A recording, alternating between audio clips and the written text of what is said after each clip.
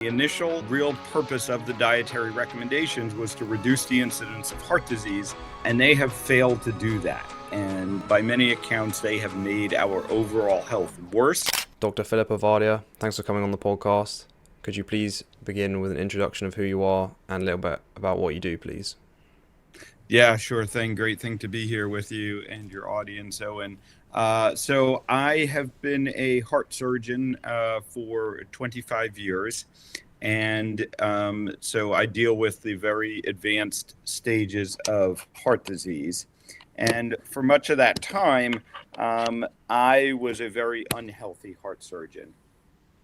I had reached a point where I was morbidly obese, I was pre-diabetic, and I realized that I was going to end up on my own operating table, so to speak. And I was really at a loss about what to do.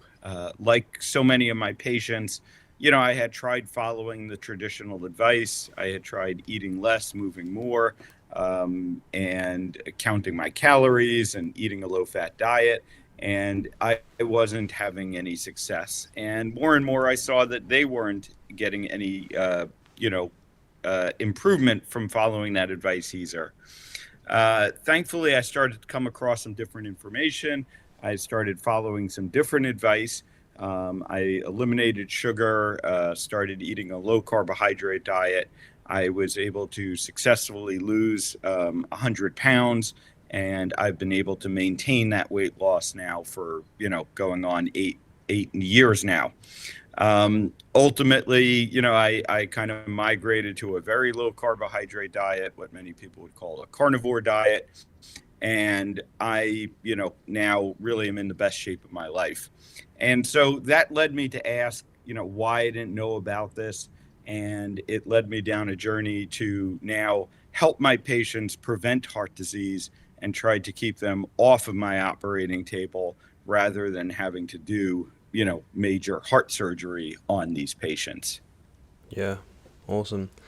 So I just have like a general question, first of all, about kind of the landscape of kind of how we're dealing with this problem of heart disease, because I've heard, I think in your conversation with Gil Carvalho, he was saying that heart disease death rates has gone down a lot, but I've had a look, but I haven't been able to find any proper like incidence data. So a lot of people do say, oh, look, heart disease deaths have come down, but what's the incidence like? Has that continued to increase since the kind of 1960s and 70s?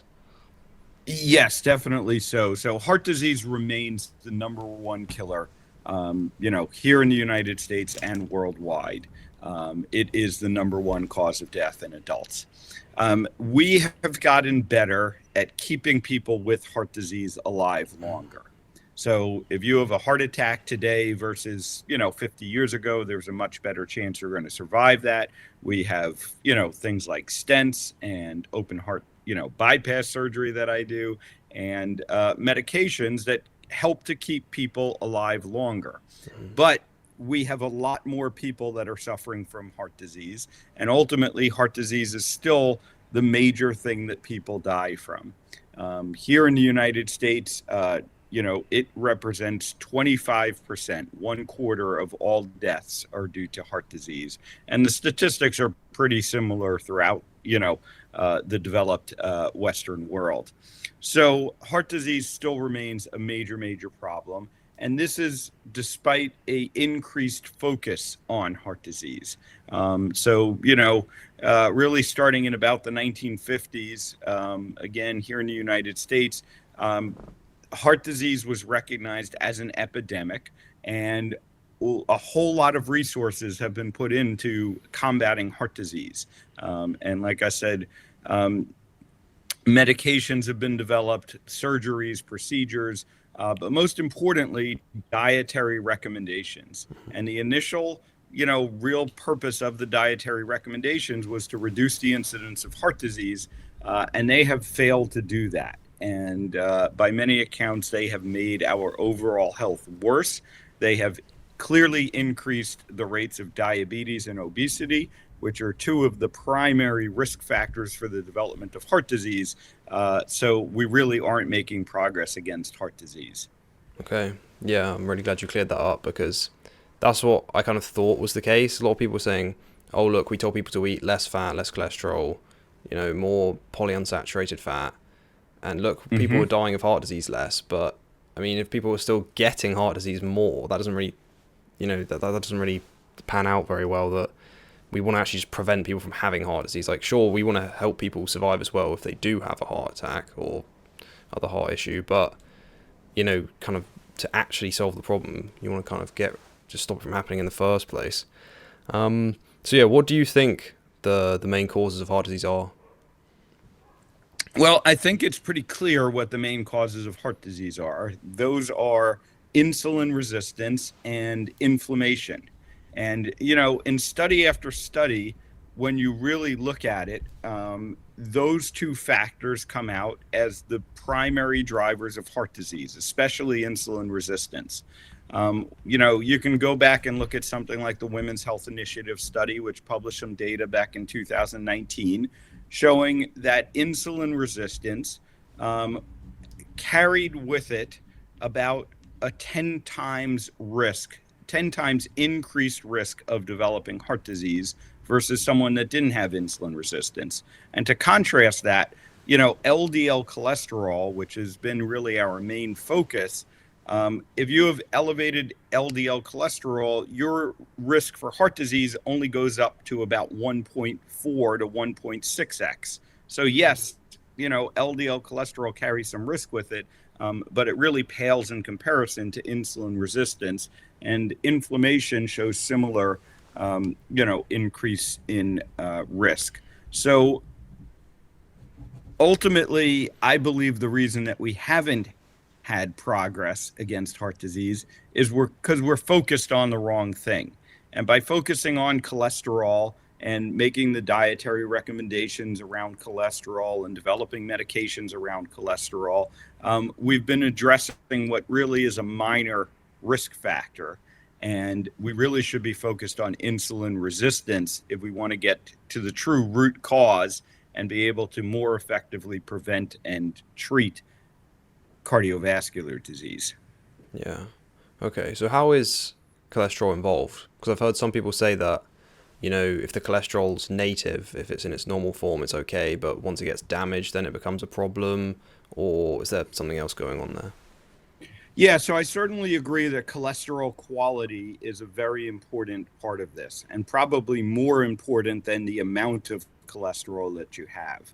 So, when we talk specifically about LDL cholesterol, which is what so many people, hear about and their doctors focus on, it turns out that, LDL cholesterol is a family of cholesterol carrying particles that exist in a couple of different forms, as you alluded to. And, we can look at those in terms of the size and the density of the cholesterol particles. And what we find is that the small, dense particles are the ones that are involved in plaque formation. The large, buoyant or large, fluffy particles, as we call them, are not involved in plaque formation. And the problem is that most doctors don't differentiate. They just look at all LDL cholesterol as the same. And the thinking is we have to lower all LDL cholesterol. When the reality is if you have a lot of large, buoyant, large, fluffy LDL particles, we really don't have any evidence that's something that needs to be corrected or addressed. So that's kind of misconception one around cholesterol. It turns out that the role of cholesterol in the development of heart disease is that cholesterol is the body's repair mechanism when the blood vessel gets damaged. And that's a normal process that's supposed to help us heal that damage. And it does help to heal that damage. The problem is if you keep doing damage to the blood vessels and you keep having to send more and more cholesterol to kind of patch this damage, that's when the trouble occurs. So again, we need to step back and say, what is doing the damage to the blood vessels? And if we can prevent and reverse that, that's how we're going to effectively reverse heart disease. And that's what brings us back to insulin resistance, inflammation, the high blood sugars that accompany, that result from insulin resistance. these are the things that we should be addressing to prevent and reverse heart disease. When you said that it's almost like an overwhelming of cholesterol coming to fix and like patch up the problem, is that there's just so much and it's blocking the artery, or like what problems do you have when there's kind of, I guess, too much cholesterol having to come and repair the arterial wall? Yeah, so what can start to happen again is if the cholesterol particles that are going to repair the blood vessel wall themselves are damaged. They're those small, dense particles. This sets off a immunologic reaction that basically then starts to trap these damaged cholesterol particles within the blood vessel wall. And so this starts to build up a plaque. And one of two things can then happen. That plaque can actually progress to the point that it's literally choking off the blood vessel. It gets so, it starts to take up so much of the diameter, the lumen, we call it, of that blood vessel, that now not enough blood flow can get through. And the muscle that blood vessel is supplying starts to die off. The other thing that can happen is this can actually trigger a blood clot to form. And that can happen very suddenly, and the blood vessel suddenly blocks off. And that's usually what's happening when people have a heart attack, is that there's a sudden closure of that blood vessel, usually due to it may even be a small plaque that had started to form, and that plaque, what we call ruptures, meaning that the sort of inner surface of that plaque gets exposed to the bloodstream, and that causes a blood clotting reaction. So now you again choke off the blood supply to the muscle that blood vessel is supplying. Yeah. Okay. Well, another thing I was wondering is, do we have data on like the population average cholesterol level, kind of over time? Yeah, we do. And, interestingly, at least I know here in the US, where statin medications have been, very widely used for the past 30 so years, we have seen the population level LDL cholesterol levels go down over time. So between the dietary recommendations and the medications, we've been lowering our LDL cholesterol levels, and yet the incidence of heart disease continues to go up. Other interesting data is that when you compare, different parts of the world, different countries, different populations, and you look at their LDL cholesterol levels, you really fail to see the correlation of the, average population level cholesterol levels and the incidence of heart disease that you would expect to see. So, these are some of the data points that tell us that LDL obviously isn't the full story. Yeah, that does sound like quite a slap in the face of the lipid hypothesis, because if I'm not mistaken, correlation doesn't equal causation, obviously, but to have causation, you need a correlation. And there we've got lower cholesterol. The lower the cholesterol seems to go at the population level, the more heart disease we get at a population level. So, yeah, clearly something else is going on. Yeah, okay. Exactly. On Ken Berry's podcast, you said that some of the messaging has been changed and kind of like it's buried in a giant document and on like page 200 or whatever, and people don't see it. I think you said that saturated fat is no longer considered a nutrient of concern. Is that correct? Yeah, so when you look at the US dietary guidelines, which were kind of the, first set of guidelines that raised this concern about saturated fat and, instructed people to lower the amount of saturated fat in their diet.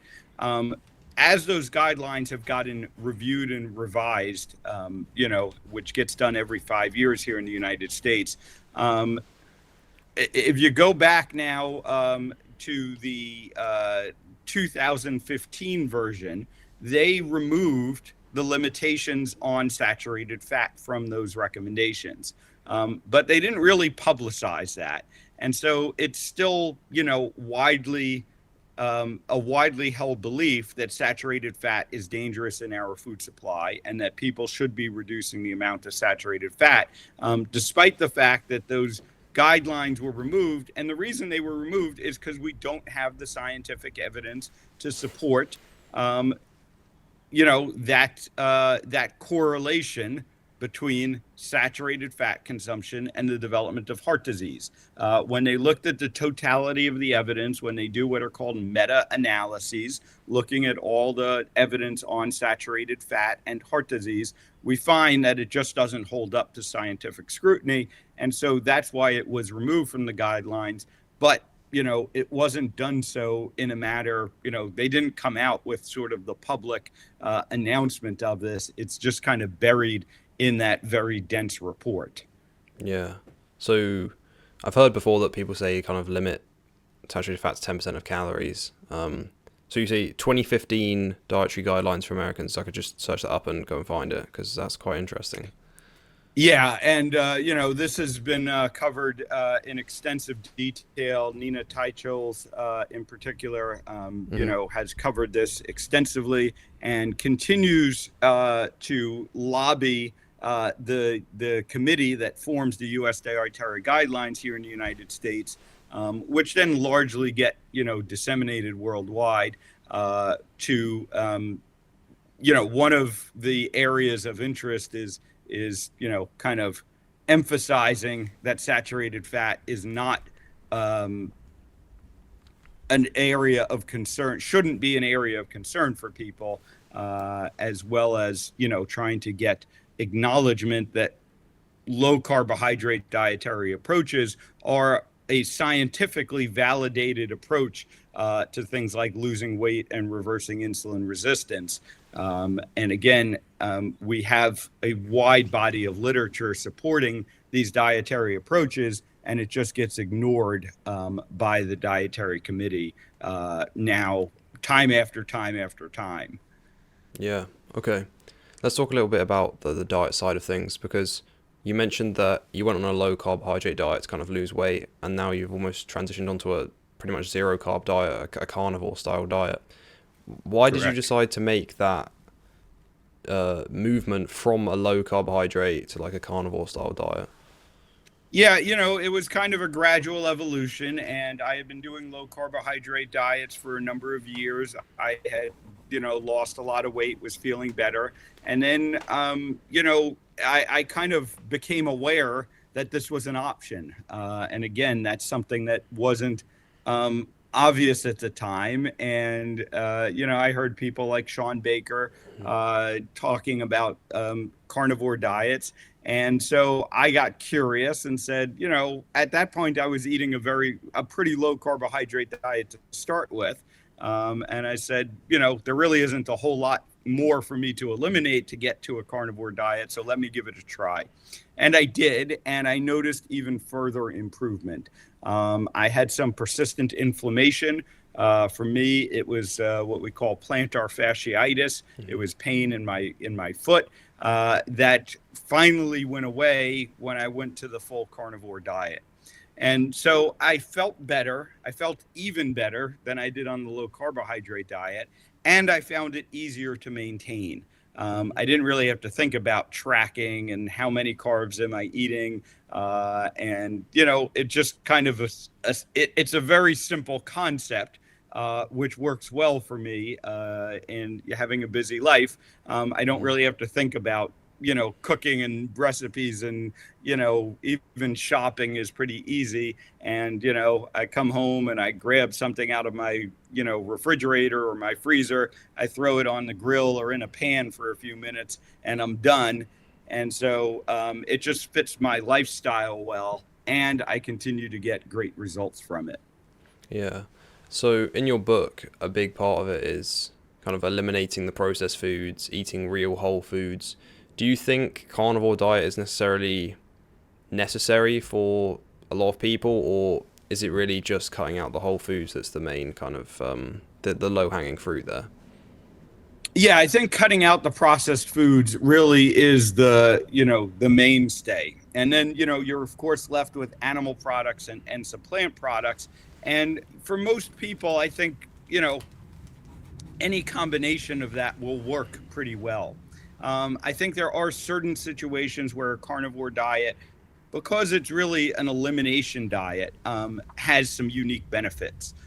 If you're dealing with autoimmune issues, for instance, if you're dealing with gut problems, if you're dealing with a lot of inflammation that we can't really, figure out, I think the carnivore diet has unique benefits to it.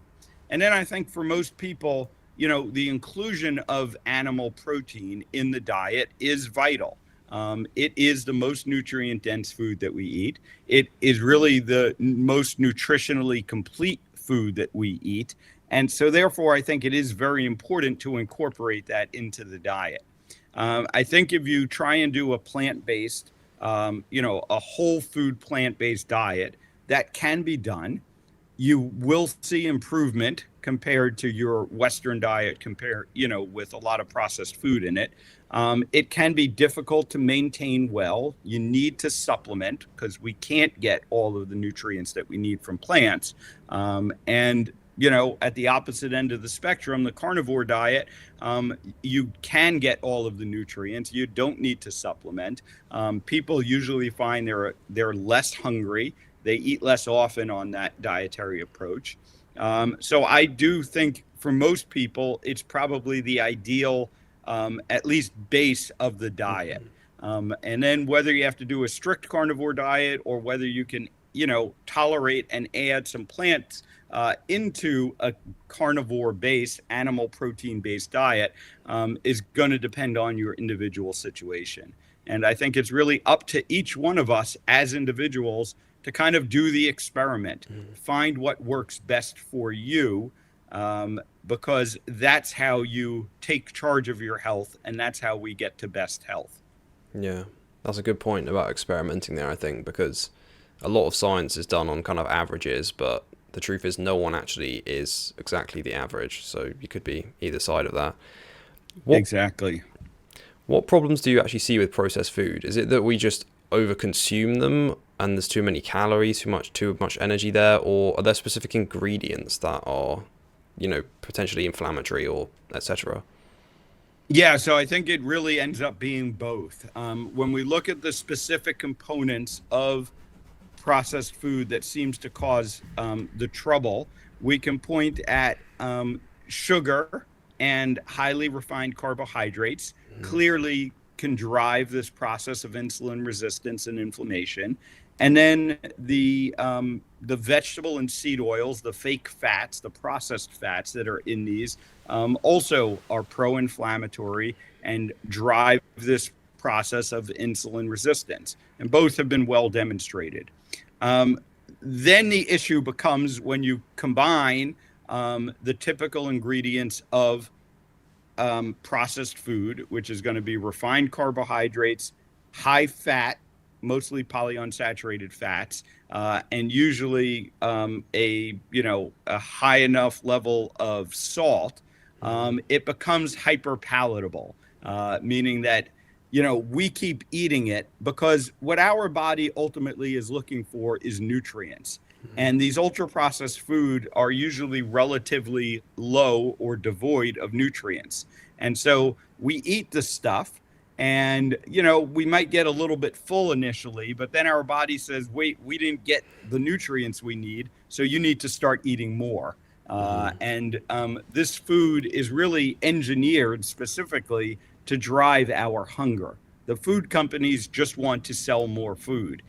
So they want people to be hungry, to buy more food, to eat more food. And of course, that excess consumption, is part of what drives the obesity epidemic that we're facing. Yeah, absolutely. Previously, I've heard you say that it's hard for physicians to admit that they were wrong. Were you one of them when you originally realized that it's not all just about LDL cholesterol? Well, I would say that my reaction to recognizing this was more one of anger, that I had been misled and that had caused me to mislead my patients. So, it was, I would say it wasn't difficult for me to really admit that I was wrong, because I recognize this as a systemic issue. But I think for most doctors, changing their mindset is very difficult. We have truly been programmed that this is absolute fact. High cholesterol is what causes is the primary driver of heart disease. And for anyone who is educated really after the 1980s, which is most practicing doctors still around, that, like I said, was an unquestionable fact. And when you start to dig in and you see how many questions really exist around that supposed fact, my personal reaction was, A, I knew I need to change what I was telling patients. And B, I was angry that, I had been so misled and that the system has been set up in this way to clearly push this belief that is not true. So that's kind of the situation that we find ourselves in these days. And I believe it's incumbent on doctors, on practitioners, to change when they are exposed to this information. And the challenge becomes getting the practitioners exposed to this information. Yeah. Do you think that's the main way that we kind of change the paradigm? It's like the doctors have to kind of almost take it onto themselves to learn, and then enough will kind of realize that there's more going on, and then that will change. Or how else could we change the current view? Yeah, I do believe that that's what's ultimately going to need to happen. It's just, there are two approaches to that. The bottom up approach, where the patients learn this information and bring it to their physicians. Hmm. And